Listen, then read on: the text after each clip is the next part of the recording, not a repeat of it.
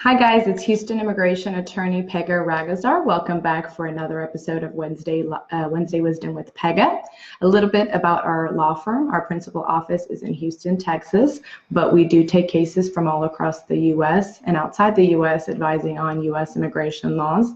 Our office phone number is 832-792-3636, and you can learn more about this topic as well as other topics and more about me by visiting our website at www.rahgozarlaw.com. Today's topic is about deportation proceedings, also known as removal proceedings. And for those facing deportations, we're going to talk more about how the process of deportation works and your possible defense strategies to stay in the U.S. Before I dive in, I'd like to inform you that any information discussed in today's video is for informational purposes only, and it should not be construed as legal advice. Every case is different, and because immigration law is a fact-intensive area of the law, be sure to seek proper legal advice from an experienced immigration attorney before filing any sort of application with immigration or an immigration court. If you are in the U.S. because you entered illegally, or you entered with some sort of status or visa, but you overstayed the visa or violated the terms of that visa, or you became a lawful permanent resident, but you've committed a crime since becoming a permanent resident, these all can be grounds for why the government initiates deportation proceedings against you. Facing deportation, of course, can be a very frightening process. The thought of losing everything you've built here in the U.S. and being separated from your family and loved ones and being sent back to your home country can weigh heavily on you. And not only your loved ones, but just the process itself, very stressful, not only financially dealing with the burden of having to pay an attorney and go through all the process of filing things, but this whole situation can be very emotionally stressful and cause a lot of anxiety. Until you're eligible to become a U.S. citizen, of course, anything you do in this country can have grave consequences on your immigration status, and it could be the reason why the government initiates deportation proceedings against you. Some of the common grounds that we see why the government can put you into deportation proceedings are some of the following things, such as violating the terms and conditions of your visa. So for example, you entered with a tourist visa, but you stayed past the amount of time authorized to stay in the U.S., usually about 6 months. Or you entered with a student visa and either fell below the course load you were required to take, you completely dropped out of school, or you began working when you weren't authorized to do so. Another example for being placed into deportation proceedings is that you falsified immigration documents. And you lied to a consular or immigration officer about the facts or documents pertaining to your case. For example, you lie about being married or having children or not disclosing such detail. Also, if you falsely represent yourself as a U.S. citizen.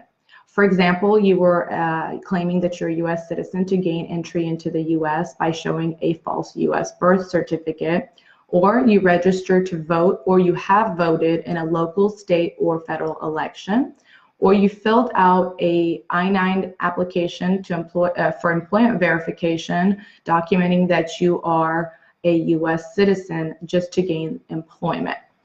That's definitely a common reason we see, for grounds is if you falsify on a I-9 employment application that you are a U.S. citizen just to secure that employment. That could be grounds for deportation. If you're not eligible to be admitted at the time you enter the country, or you illegally enter the country, that's another ground for deportation. You commit marriage fraud. For example, you marry a U.S. citizen or permanent resident for the sole purpose of obtaining immigration benefits such as a green card, or you pay someone to marry you and help you get a green card. Those are another common ground for deportation proceedings being brought against you. If you are or you will be dependent on government assistance.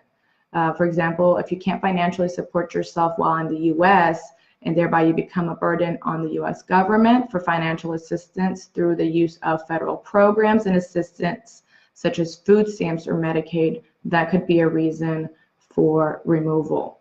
If you become engaged in a high-speed flight from an immigration checkpoint, or if it's determined that you are a drug user, an addict, or an alcoholic.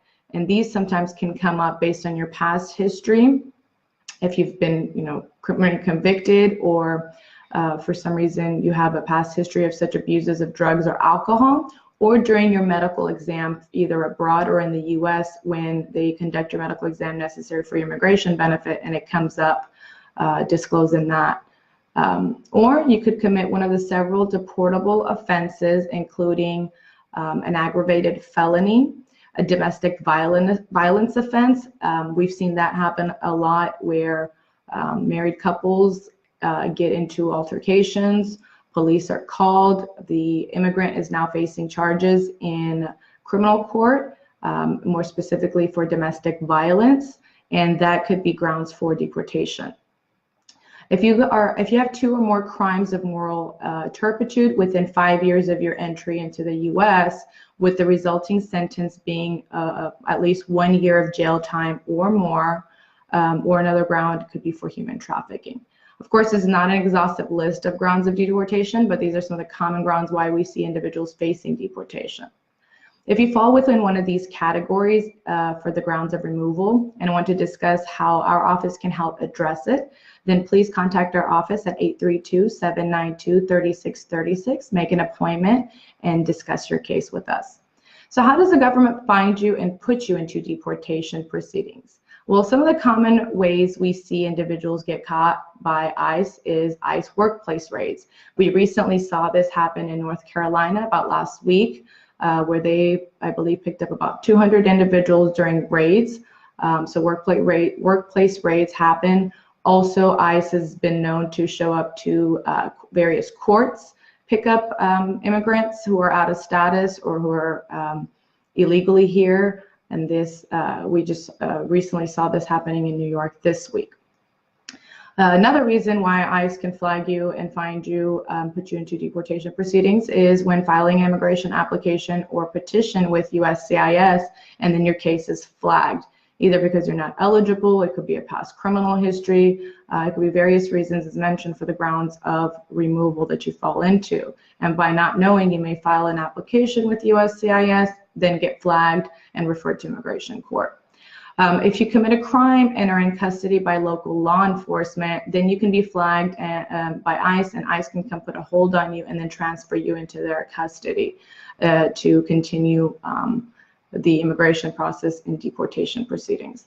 In cases of a permanent resident who have committed a crime, but you flew under the radar by ICE, once you travel outside the US and upon re-entry, you could actually be flagged at that point by customs at a checkpoint at a port of entry.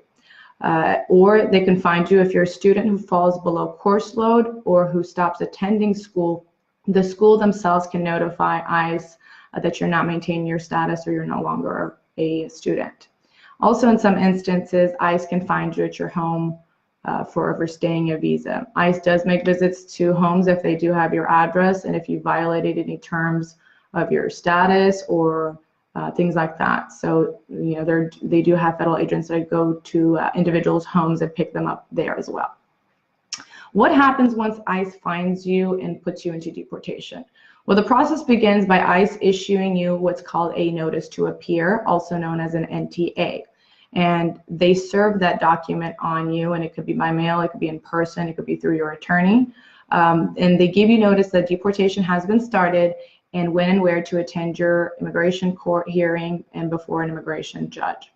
Once deportation proceedings has started against you, you will have to attend several hearings. The initial hearing before the immigration judge is called a master calendar hearing. This is where the immigration judge will review the allegations and charges brought against you and ask you how you plead to them. If at that time, at your first hearing, you don't have an attorney yet, they will reset the case to allow you more time to find an attorney before taking those pleadings. If you're ready to proceed at that first hearing, then the pleadings on the notice to appear will be taken. The judge will then ask you what your defense is or what relief you're seeking from being deported. At that time, if you're filing for anything or plan to file for anything, you do let the immigration judge know what that is, what application you're filing or what defense you're seeking. Then, depending on how much additional time is needed on your particular case, the judge may reset for additional master calendar hearings to receive either updates on your case, to receive further documentations on your case, or the judge may be ready to proceed with your case by scheduling it for trial, which is called an individual hearing.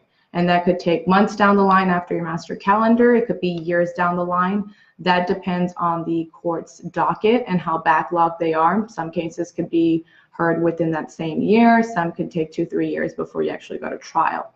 At the individual hearing, that's where you and your attorney will have the opportunity to present your case. You'll be able to present testimony and evidence, and you'll be able to call your witnesses. The opposing side, which is going to be the trial attorney for Department of Homeland Security, they will also be able to introduce evidence or cross-examine any witnesses that you call. At the conclusion of the individual hearing, the immigration judge will either read his or her oral decision on the record, or they will let you know that a written decision will be made and informed to you at a later date. And of course, at that point, once you receive the decision, if you're unhappy with it, you are eligible to reserve appeal and appeal your case to a higher court. Usually it goes to the Board of Immigration Appeals. And then if you want to appeal further on up, you do it to your circuit courts all the way up to the Supreme Court as the last court to appeal to. If you have been given a notice to appear or an NTA and you want to discuss how our office can help, then please contact our office at 832-792-3636. Make an appointment and we can discuss your case. Now that you're in deportation proceedings, what are your options? Well, of course, each case is different and based on different factors and circumstances related to you, that could depend on what your defense is going to be. But things that factor in can be how you entered the U.S., how long you've been in the U.S., and your ties to the U.S. Your ties can include any U.S. citizen or resident spouse, children, or parents you have, or other family members. Your ties can also be your employment or your ties to the community, such as any volunteer work, church, tax filings, things like that. Also, things that factor into your case are going to be any past immigration violations you have. So things like illegal entry can be used against you, if you've been in proceedings multiple times, things like that, or of course, if you have any crimes.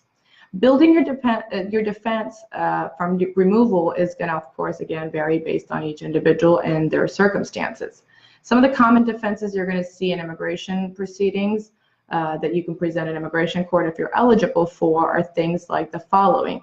One is adjustment of status. And this is if you become eligible to file for permanent resident based on a family or employment petition. You could do so also before an immigration judge, not necessarily just with USCIS, especially when facing deportation. There's another option called cancellation of removal, which is basically having your deportation and removal canceled and being allowed to stay in the U.S. and either obtain a green card or keep the green card you already have. For permanent residents who face deportation, to qualify for cancellation of removal, you must have lived in the U.S. for at least 7 years in any status, and 5 of those years must be as a permanent resident. You must not be convicted of an aggravated felony, and you must not be a terrorist, and also you must not have been previously granted cancellation of removal. The cancellation of removal for non-permanent residents require different criteria. To qualify for cancellation of removal if you are not a permanent resident, then you must have continuously lived in the U.S. for 10 years prior to being put into deportation proceedings, or not have committed any crimes within that 10 years before being put into deportation proceedings. You must also be a person of good moral character, not have certain criminal convictions, and your removal must create extreme and unusual hardship on a U.S. citizen or permanent resident spouse, child, or parent. Another defense to deportation is asylum, withholding of removal, and protection under Convention Against Torture. This is basically for those who fear that you were or will be persecuted, tortured, imprisoned, or killed if you were returned to your home country. For victims of crimes or victims of domestic violence, There are certain defenses that you can raise in deportation proceedings. Some of the filings will be done outside of immigration court, but then the judge will handle their decision either to continue with trial or to terminate proceedings. There's relief for victims of crime under the U visa, which is crime victims visas, or a T visa for trafficking victims. We also have VAWA cancellation of removal. VAWA cancellation of removal is only eligible during removal proceedings, whereas with a U visa or a T visa, you could file those with USCIS, and then once approved, you can seek to terminate your deportation proceedings. Other defenses from removal can be temporary protected status, or TPS, or DACA, which is deferred action for childhood arrivals, and these can potentially help terminate proceedings for you. Other defenses include special immigrant juvenile status, and this is only available to juveniles who have been abandoned, abused, or neglected by one or both parents. And another common option from being formally ordered deported from the U.S. is to seek voluntary departure and leave the U.S. within the time frame the immigration judge orders. If you are facing deportation proceedings now and want to discuss your case and how our office can help build a defense for you, then please contact our office at 832-792-3636. Make an appointment and we can discuss your case. So we have a few questions. I'll go ahead and take those. Let me see, give me one moment. So we have an individual that's asking how long it takes to approve the U visa. Well, before it was taking about 4 or 5 years on average to get the U visa approved. Now it's taking about 6 to 7 years to 8 years for a final U visa approval. They just keep getting backlogged every year because there's only a certain amount of visas available, 10,000 visas every year. And so when we have a lot of filings, that's going to, of course, delay them adjudicating the application. So right now we're hearing cases from 2014 being approved. So be expecting several years of delay for the U visa. Some other questions that are specific to cancellation of removal or asylum, things like that. For Mr. Jose Puente, those you're going to have to actually speak with us to see which defense best fits your needs and you're eligible for. You can't just claim any defense in immigration court and hope that it sticks. You actually have to show that you qualify for it and you're eligible. And so I did mention some of the defenses, but each one, of course, we'd have to dive in to further discuss whether you in fact meet those eligibilities. I did also have another question that came in earlier in the week. It was regarding facing a protective order hearing based on abuse and domestic violence. So if you're facing some sort of protective order hearing, that at that point is going to be outside of immigration. It will probably have immigration consequences if you're the perpetrator who's facing that. That could possibly affect your status on the immigration side. But if you're dealing with the protective hearing side still, it depends on where you're dealing it with. Is it in family court or is it in criminal court? Based on those, you're going to have to hire a family attorney or a criminal defense attorney to better, fight for your case at that time. But of course, if it's going to have immigration consequences, then you're going to have to team up or have your attorney team up with an immigration attorney to figure out a game plan to make sure it doesn't affect your status. We also did have another question regarding naturalization. This is one of the topics I had previously discussed in one of my live videos. But basically, the individual was asking how long that they have to wait to become eligible for naturalization. Of course, there's several criteria you have to meet, and that all was addressed in a previous video. But generally, for those who are a permanent resident and married to a U.S. citizen and living with them since becoming a permanent resident, you're eligible to file for naturalization within 3 years. For everyone else who obtained permanent resident through other means, whether it's another family category, like through your parents, through your children, through employment, through asylum, through cancellation or removal, things like that, you have to wait 5 years to then apply for naturalization.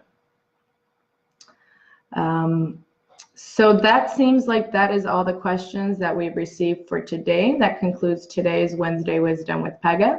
If you do have any further questions, basic immigration questions, then you can definitely continue to comment on this video. You can also send us direct messages on our Facebook Messenger for Rahgozar Law Firm PLLC on Facebook, or you can email us your questions for basic immigration questions. Otherwise, please call our office at 832-792-3636. Make an appointment so we can discuss your case and see what your immigration options are. Thank you once again. I will see you guys next week for another episode of Wednesday Wisdom with Pegah. Have a wonderful night.